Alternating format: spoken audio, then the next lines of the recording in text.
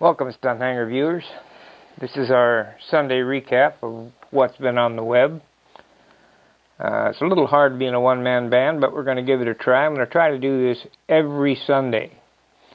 And the recent recap is the VSC. First off, I'd like to say congratulations to Casminato for his win. From what the scores look like, it was some excellent flying. I'm not, let's see what airplane he was flying here.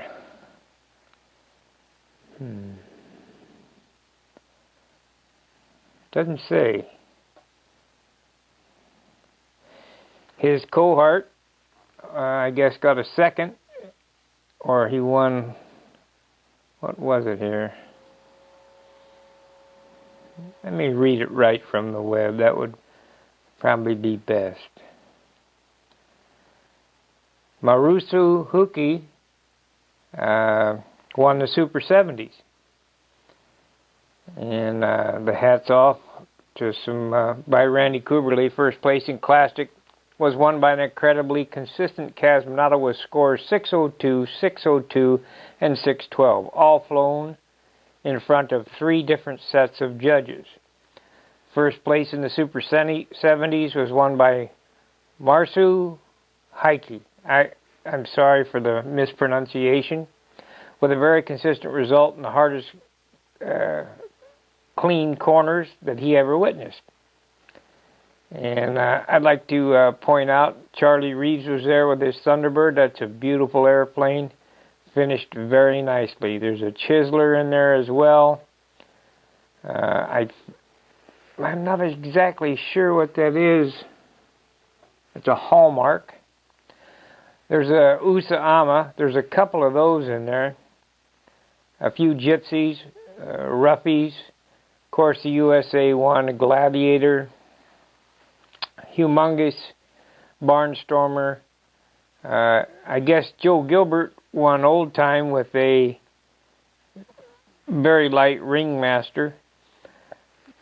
I don't know what airplane this is. I'm going to take a guess, but I think it's a Focke-Wulf. It has British markings on it, the invasion stripes. Very beautifully done. I don't know the gentleman's name who did that, but I've seen it on the forum, and I know he's a member here. And we have a few big jobs, and sure would have liked to have been there. Let me see here.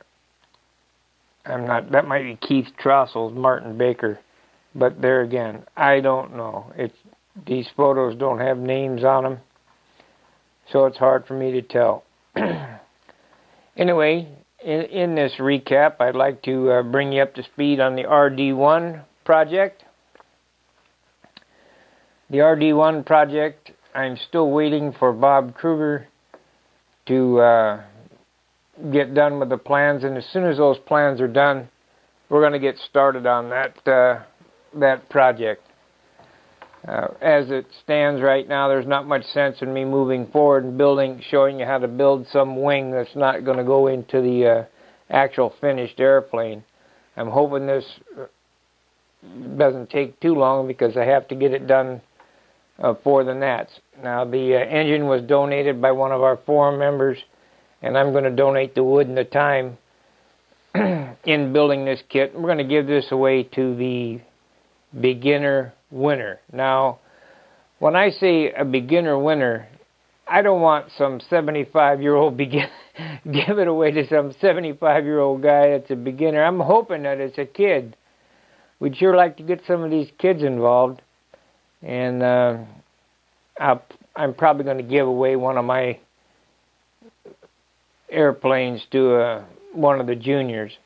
And I think everybody should try to pass this on. I just don't understand why we can't get any more younger people involved in this. Dan McAtee has put a plea out for Kid Venture. I know that Dan does it every year. I had considered going up there and doing it, but with the Nats and Brodax and everything, it's it's very hard for me. So I probably won't be volunteering for Kidventure. But if somebody can do it, hey, it's a well-worthy cause to get out there and help some of these kids. So let's look at the open forum and see what we got going on. We got Brian Massey replied to Andrew Tinsley. Can you repitch APC props? I personally don't see why you couldn't. We used to repitch tornado props with hot water. Let's see.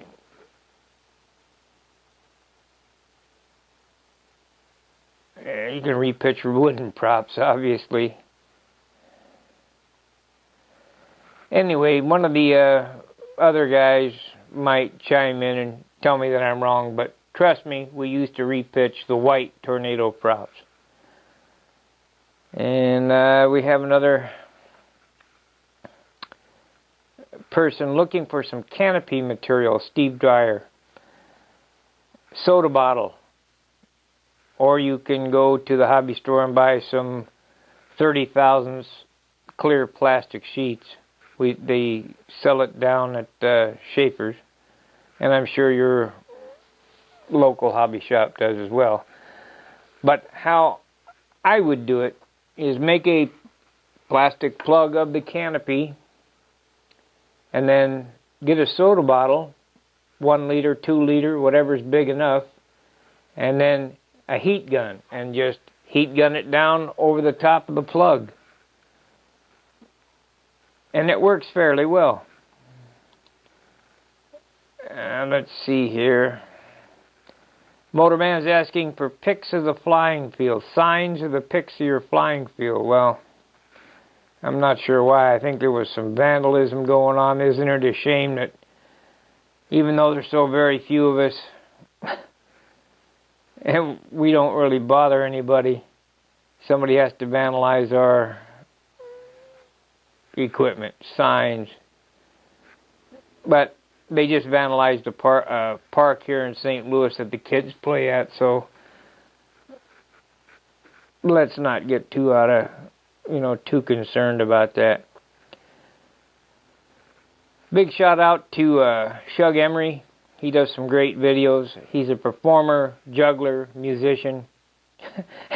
I haven't met him yet, but I'm sure I will at Brodax. He seems to be a real character. Got a lot of videos out there, very entertaining. I recommend you watch them. Let's see, the Bislob event. Somebody in there was wondering why there isn't a Ringmaster event or the giant Bislob event at the Nationals. And of course, Jet Stunt. And there's only one guy I know of that would be even competitive in all three of those, and that would be Dan Banjock. Dan Banjock is the biggest kid on the planet, and he seems to have a real good time wherever he goes at the Nationals or any of the contests. It's really fun to watch him fly all that big stuff. He has a Bislob the size of a car with a chainsaw engine on it. It's unbelievable. And of course his jet, if you haven't seen that fly, he has two of those. One's a MiG, it's a metal jet. It's not very exciting to watch. It only flies around level. I'd say it probably does maybe 80 to 90 miles an hour. And then of course he has this Acme stunt plane. It's a Dynajet, and it'll do figure eights and loops and inverted flight and so on and so forth at about 100 miles an hour, and it's quite the spectacle at the Nationals or at Brodax to see right at dark. And he has a lot of fun with that. I have not flown it. I've helped start it a couple of times.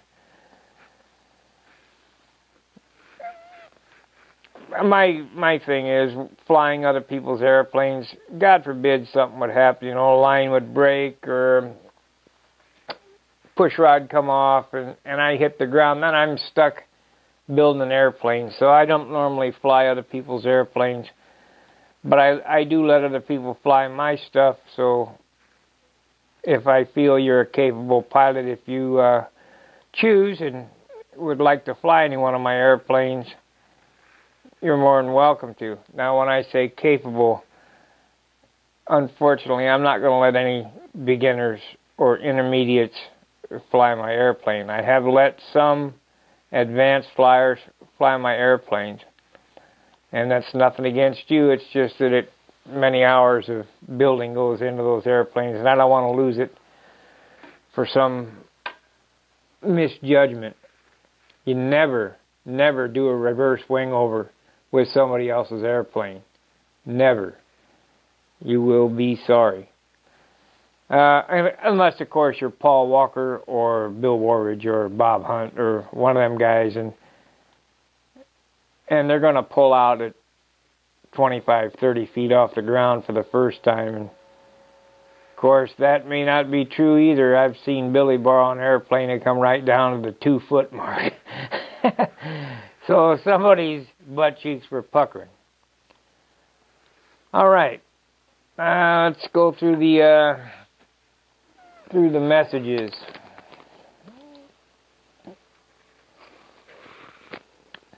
Don Curry, what the heck? Rich Goral, I will get your kit out tomorrow. Tomorrow's Monday.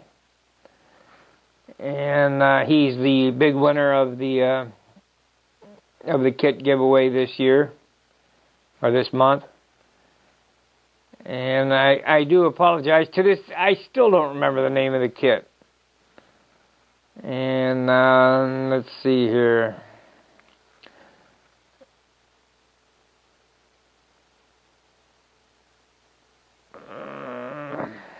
I want to thank all the supporters.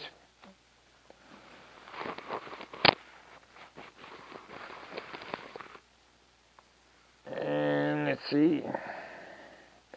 Oh, I'd like to thank everybody for the prayers for my dad. He did recover, however, he does not speak as well as he used to. He's going to the World War II Memorial next month. I think it's about the 15th, where the last of the World War II veterans gather together there in Washington. It's put on by the Navy. And can you develop